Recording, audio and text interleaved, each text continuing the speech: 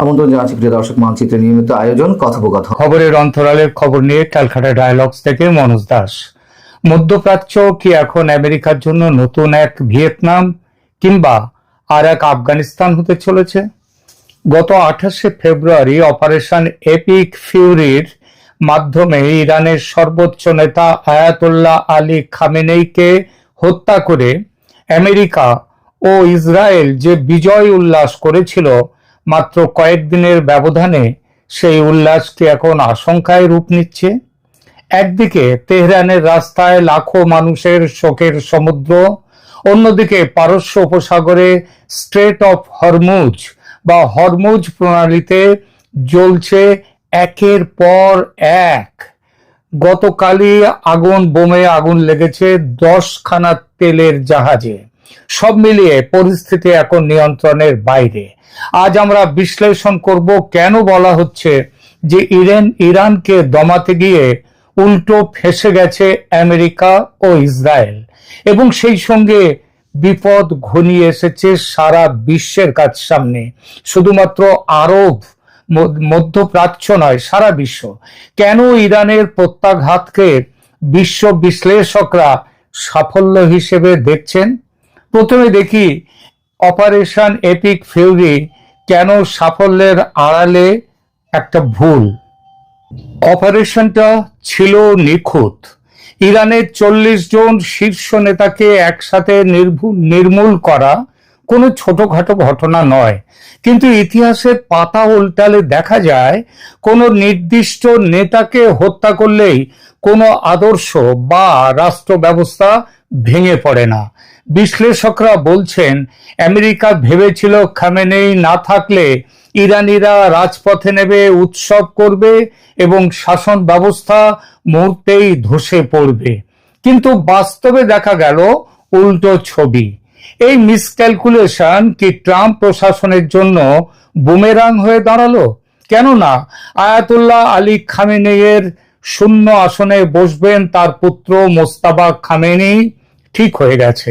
এর অর্থ নেতৃত্বের যে শূন্যতা আশা করেছিল আমেরিকা, সেটা সফল হলো না। কিন্তু এর চেয়ে বড় বিষয় হলো ইরানের প্রত্যাঘাত। রণকৌশলে ইরানের বড় জয়। ইরান হাত গুটিয়ে বসে থাকেনি। তাদের সবচেয়ে বড় শক্তি ব্যালিস্টিক মিসাইল এবং সুপারসনিক ড্রোন। ব্যালিস্টিক মিসাইলের বিশাল ভান্ডার ইরানের। গত 20 বছর ধরে আমেরিকা ইসরায়েলের সম্ভাব্য হামলার কথা মাথায় রেখে বিশাল অস্ত্র ভান্ডার তৈরি করেছে ইরান। তাদের মিসাইল ভান্ডার দুনিয়ার সব দেশের থেকে বেশি নাকি অনেকেই বলেন। তাদের ড্রোন ভান্ডারও বেশ বড়। দীর্ঘস্থায়ী যুদ্ধের জন্য প্রস্তুতি তারা আগের থেকেই নিচ্ছে, যে প্রস্তুতি কিন্তু আমেরিকার নেই। ইরান সরাসরি ইসরায়েল বা আমেরিকার মূল ভূখণ্ডে বড়সড় হামলা না করে আঘাত করেছে তাদের আঞ্চলিক স্বার্থে। কুয়েত, আরব আমিরাত, বাহরেন এবং সৌদি আরবের তেল অবকাঠামোতে ইরানের হামলা প্রমাণ করেছে যে আমেরিকা তাদের মিত্রদের নিরাপত্তা দিতে ব্যর্থ। বিশ্বের বৃহত্তম তেল শোধনাগার সৌদি আরবের আরামকো ইরানি মিসাইলের আঘাতে বন্ধ। ইরানের এই কৌশলটি লক্ষ্য করুন। তারা যুদ্ধকে আমেরিকার আঙিনায় নয়, বরং আমেরিকার মিত্রদের ঘরে পৌঁছে দিয়েছে। দুবাই, জেদ্দা, দোহা সর্বত্র আঘাত করেছে ইরান। আঘাত করেছে এসব দেশের তেল শোধনাগারগুলিতে। এতে তেলের বাজারে অস্থিরতা তৈরি হয়েছে। হরমুজ প্রণালীতে পারস্য উপসাগরে একের পর এক জাহাজ লাইন দিয়ে দাঁড়িয়ে আছে, আর তার মধ্যে বেশ কিছুকে ইতিমধ্যে বোমার আঘাতে তারা বিধ্বস্ত হয়ে গেছে। সুতরাং বিশ্ব অর্থনীতি আজকে তেলের বাজারের যে অস্থিরতা তৈরি হয়েছে, বিশ্ব অর্থনীতিকে দুদিনেই খাদের কিনারে ঠেলে দিয়েছে। পৃথিবীর সমস্ত শেয়ার বাজারে বড় পতন শুরু হয়ে গেছে ইতিমধ্যে। জর্ডানে এবং আরবের বিভিন্ন আরব দেশে হাই কমিশন বন্ধ করে দিতে বাধ্য হচ্ছে আমেরিকা। কর্মচারীদের বলেছে শেল্টার খুঁজে নিতে তাদের মতো করে। আরবের অন্য দেশগুলোতেও মার্কিন দূতাবাসগুলো স্কেলিটন সার্ভিস চালাচ্ছে বলে খবর। বিগত বহু বছরে এমন পরিস্থিতি এই প্রথম আমেরিকার জন্য। ফলে খামেনেইকে হত্যা করলে ইরানের কোমর ভেঙে যাবে এবং নতজানু হবে ইরান। ট্রাম্প নেতানিয়াহুর এই ধারণা ভুল হয়ে গেল, ফেঁসে গেল আমেরিকা ইসরায়েল। কিন্তু ভুলটা কোথায়? কেন ফেঁসে গেছে তারা? আমেরিকা ও ইসরায়েলের প্রতিকূলতা কোথায়? এটাই এই আলোচনার মূল জায়গা। আসা যাক মূল সেই জায়গাতে, আমেরিকা কেন ফেঁসে গেছে। প্রথমত, আইনি বৈধতা। কোন সার্বভৌম দেশের রাষ্ট্রপ্রধানকে হত্যা করার কোন আইনি ভিত্তি আন্তর্জাতিক মহলে নেই, আন্তর্জাতিক আইনে নেই। এতে আমেরিকা কূটনৈতিকভাবে সারা বিশ্বে একা হয়ে পড়েছে। দ্বিতীয়ত, হরমুজ প্রণালী। ইরান যদি এই প্রণালী বন্ধ করে দেয় তবে বিশ্ব অর্থনীতিতে তেলের দাম $200 ছাড়িয়ে যাবে। ইতিমধ্যে প্রায় দ্বিগুণ দাম হয়ে $100 পৌঁছে গেছে ইউরোপের বহু জায়গায়। এটা হবে আমেরিকার জন্য আত্মঘাতী। তৃতীয়ত, দ্য ডে আফটার খামেনেই নেই, ঠিক আছে, কিন্তু এরপর কে? ইরানে আমেরিকার কোনো শক্তিশালী পুতুল বা বিকল্প নেই যাকে পুতুল হিসেবে আমেরিকা বসিয়ে রাখবে। এই অরাজকতা আইআরজিসি কে আরো ইরানি রেভলিউশনারি গার্ড কোরকে আরো উগ্র করে তুলেছে। ইরানি জনগণের সেন্টিমেন্ট, দেশপ্রেম বনাম রাজনীতি।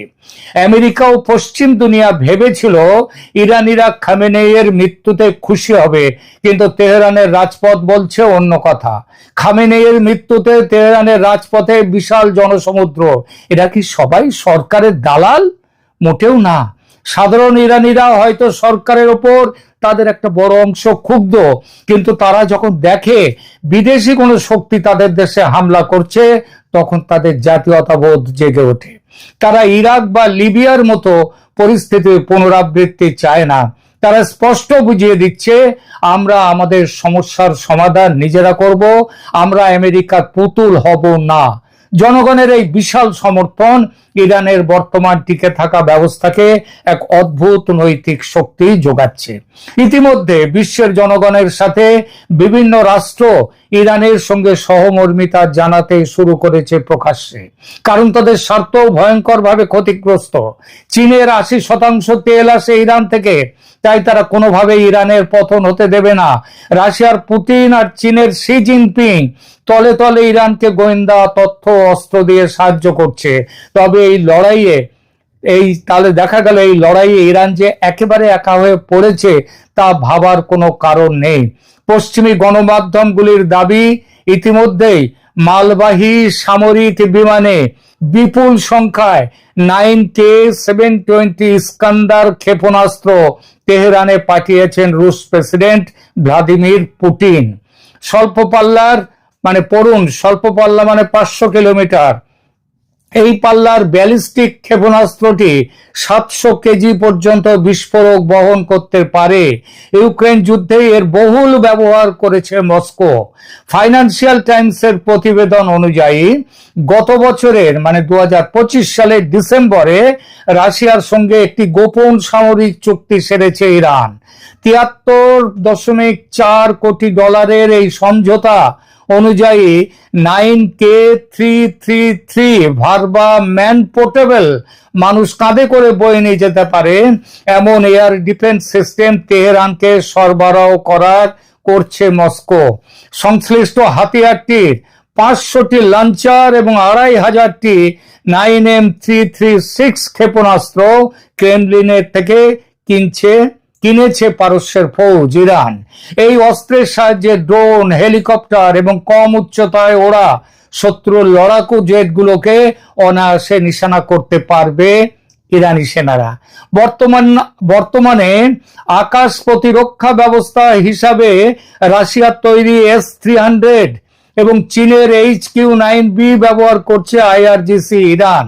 যুদ্ধ ভয়াবহ দিকে মোড় নিলে তেহরানে S-400 ট্রায়াম্পের মতো অতি শক্তিশালী এয়ার ডিফেন্স সিস্টেম পাঠাতে পারেন পুতিন। শিয়া ফৌজের বিমান বাহিনী ইসরায়েল বা আমেরিকার মতো শক্তিশালী অবশ্যই নয়। সেই ঘাটতি পূরণে 48টি SU-35 লড়াকু জেট এবং বেশ কিছু MI-28 হামলাকারী কপ্টার মস্কোর কাছে চেয়েছে ইরান, এ খবর সূত্রের।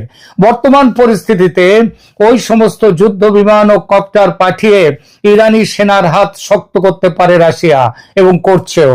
কারণ গত 4 বছর ধরে ইউক্রেনকে বিপুল পরিমাণে অত্যাধুনিক হাতিয়ার সরবরাহ করে যাচ্ছে যুক্তরাষ্ট্র।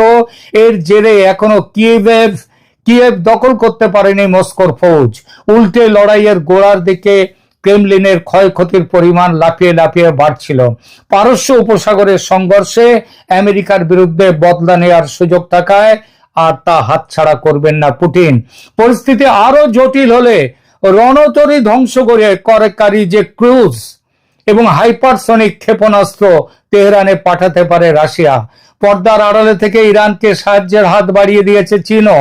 কারণ বেজিং এর জ্বালানির প্রয়োজন মেটানোর ক্ষেত্রে পারস্য উপসাগরের কোলের শিয়া মুলুকটির বড় ভূমিকা রয়েছে। সেখান থেকে ব্যাপক সস্তায় খনিজ তেল এবং প্রাকৃতিক গ্যাস কিনে থাকে চীন। এই ব্যাপারে ইরানের উপরে থাকা মার্কিন নিষেধাজ্ঞার কখনো পরোয়া করেনি চীন। আলী খামেনির মৃত্যুর পর যুক্তরাষ্ট্র ও ইসরায়েলকে বার্তা দিতে কড়া বিবৃতি দিয়েছে রাশিয়া, চীন ও উত্তর কোরিয়া। গোটা ঘটনাটাকে অবৈধ আগ্রাসন বলে নিন্দা করেছে তারা। তেহরানের বিরুদ্ধে এই সামরিক পদক্ষেপকে দায়িত্বজ্ঞানহীন আচরণ বলে বলেছে মস্কো। অবিলম্বে সংঘর্ষ থামাতে বলেছে ক্রেমলিন। শুধু তাই নয়, ন্যাটোতে বিভেদ দেখা যাচ্ছে।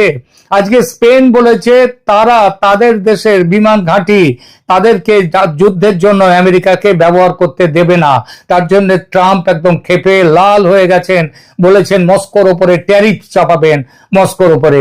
কিন্তু তার উত্তরে স্পেন বলেছে এখানে ইউরোপীয় ইউনিয়নের সাথে চুক্তির কথা যেন মনে রাখে আমেরিকা। তার মানে দেখা যাচ্ছে ন্যাটো ভাঙবার মুখে এসে দাঁড়াচ্ছে।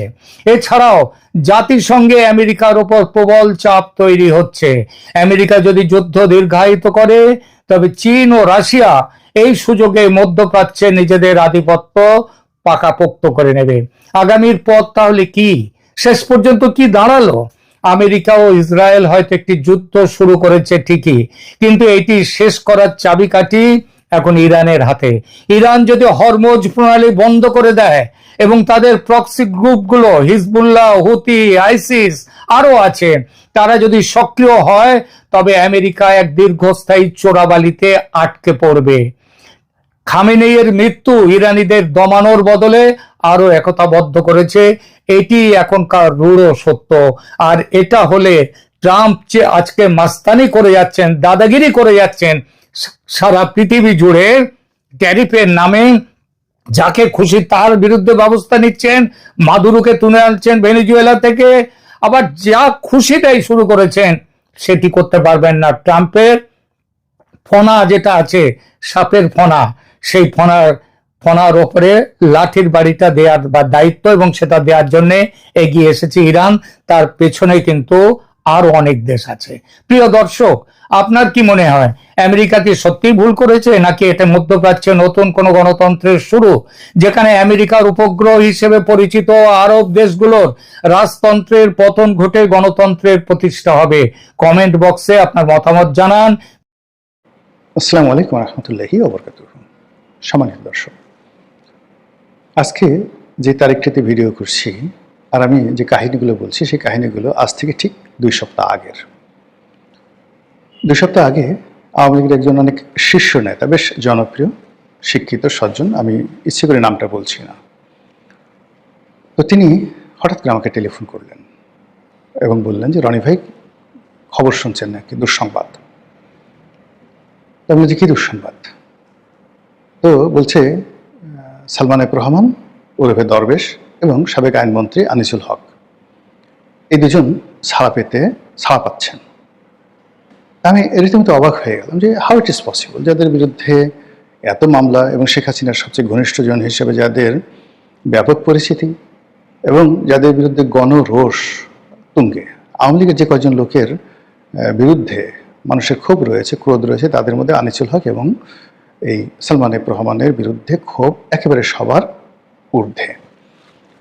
এবং তারা যে পর্যায়ে আছে সেই পর্যায়ে সরকার শত প্রোটেকশন দিলেও তারা জনগণের মধ্যে হাঁটতে পারবেন না। লোকজন সেখানে গণপিটুনি দেবেন, তাদের বিরুদ্ধে ব্যবস্থা নেবেন, ইত্যাদি ইত্যাদি নানা রকম, মানে একেবারে যখন অনিবার্য সেই বিষয়গুলো, ঠিক সেই সময়টিতে এই দুজনের যে মুক্তির সংবাদ বা জামিন পাওয়ার সংবাদ, এটা আমাকে যার পরনাই বিস্মিত করেছে।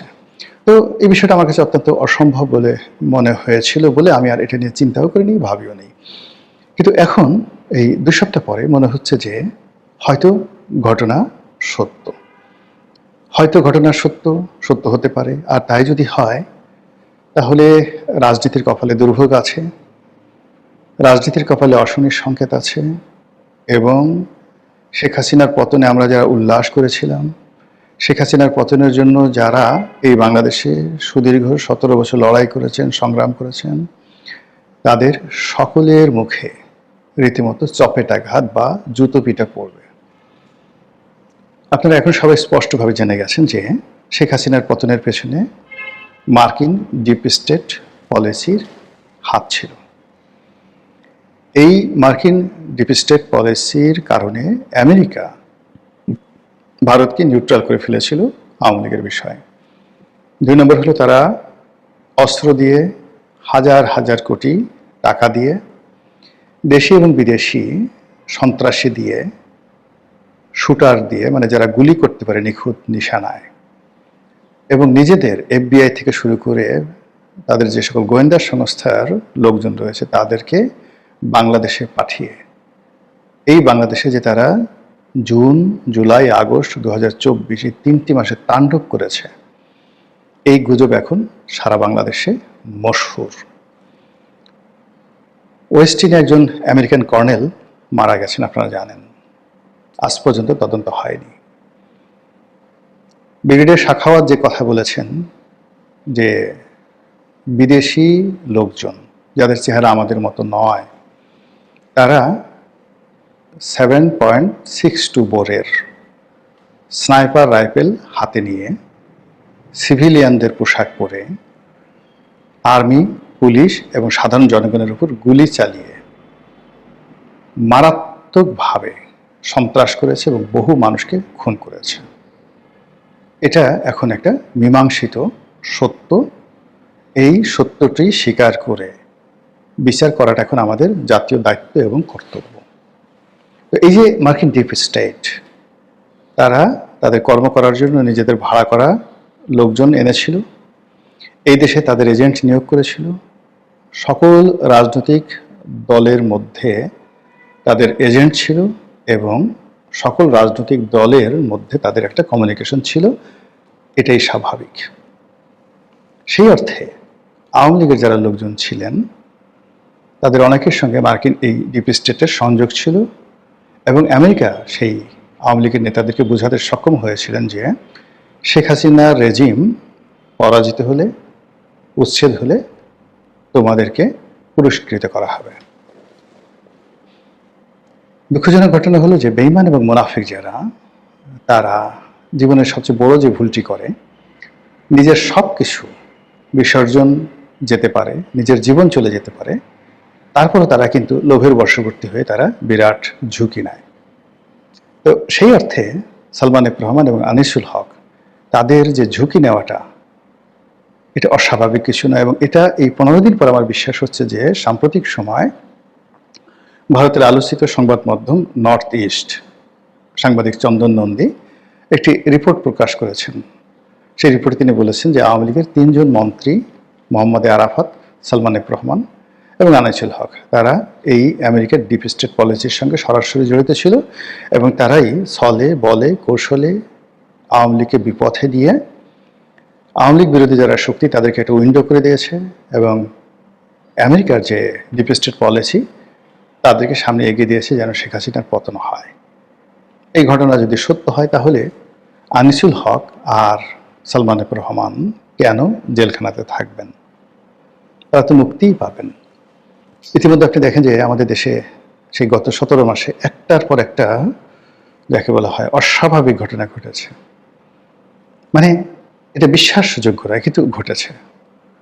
তারেক রহমান সাহেব যেভাবে এলেন, যত দ্রুত যেভাবে নির্বাচন হলো, যত দ্রুত সরকার রাষ্ট্র ক্ষমতা গ্রহণ করলো, যেভাবে যমুনা থেকে ডক্টর মোহাম্মদ ইউনূস বিদায় নিলেন, যেভাবে তিনি নিজের জন্য ভিভিআইপি প্রোটোকল স্বাক্ষর করলেন, এসএসএফ এর সুবিধা নিলেন, যেভাবে ডক্টর মোহাম্মদ ইউনূসের সবচেয়ে বিতর্কিত যে ব্যক্তি ডক্টর খলিলুর রহমান, তার নিরাপত্তা উপদেষ্টা, যার সঙ্গে সেনাবাহিনীর অহিনকুল সম্পর্ক, দাকুমরার সম্পর্ক ছিল, এবং বিএনপি যার পদত্যাগের জন্য রীতিমতো রাজপথে আন্দোলনে নামার ঘোষণা দিয়েছিল, সেই বিএনপি তাদের মন্ত্রিপরিষদে খলিলুর রহমানকে অন্তর্ভুক্ত করেছেন, তাও পররাষ্ট্রমন্ত্রী হিসেবে। বোঝার চেষ্টা করুন যে সুতার যে নাটাই, ঘুড়ি যে উড়াবেন আপনি, সেই ঘুড়ির যে বেঁধে রাখে সুতো, সেই সুতো যে নাটাই, সেই নাটাইটা এখন কার হাতে, কিভাবে চলছে, নাম্বার ওয়ান। নাম্বার টু হলো যে তড়ি ঘুরে করে নির্বাচনের 2-3 দিন আগে, সেই ফেব্রুয়ারি মাসে 9 তারিখে আমেরিকার সঙ্গে একটি নন ডিসক্লোজার চুক্তি হয়েছিল। কি কি চুক্তি হয়েছে আমরা জানি না। আমাদের দেশে কি মার্কিন সেনাবাহিনী পোতাশ্রয় স্থাপন করবে? এখানে কি ক্যান্টনমেন্ট করবে, সামরিক ঘাঁটি করবে? এখানে কি তারা কোনো তাদের রাডার স্থাপন করবে? তারা কি সেন্ট মার্টিন দ্বীপ লিজ নেবে বা নিয়ে নেবে? ইত্যাদি নানা প্রশ্ন রয়ে গেছে। এর বাইরে যেটা আমরা জানতে পেরেছি যে আমেরিকা থেকে বোয়িং প্লেন কিনতে হবে বহু সংখ্যক, যার ডিল হবে 36,000 কোটি টাকা, অর্থাৎ 36,000 কোটি টাকা মূল্যের আমেরিকার বোয়িং প্লেন আমাদেরকে কিনতে হবে, এই চুক্তি হয়েছে। এর বাইরে আমরা এখন চীন থেকে যেভাবে গোলা বারুদ, অস্ত্র শস্ত্র সংগ্রহ করছি পুলিশের জন্য, মিলিটারির জন্য, এই জিনিসগুলো এখন থেকে আমেরিকা থেকে আনতে হবে। এর বাইরে আমেরিকার বহু সংখ্যক পণ্য, প্রায় 3,000-এর মতো পণ্য বাংলাদেশে আসবে বিনা শুল্কে। এরকম চুক্তি স্বাক্ষরিত হয়েছে, যেটি পত্রপত্রিকায় আসছে। যেটা আসেনি সেটি হলো নন ডিসক্লোজার, প্রকাশ করা যাবে না।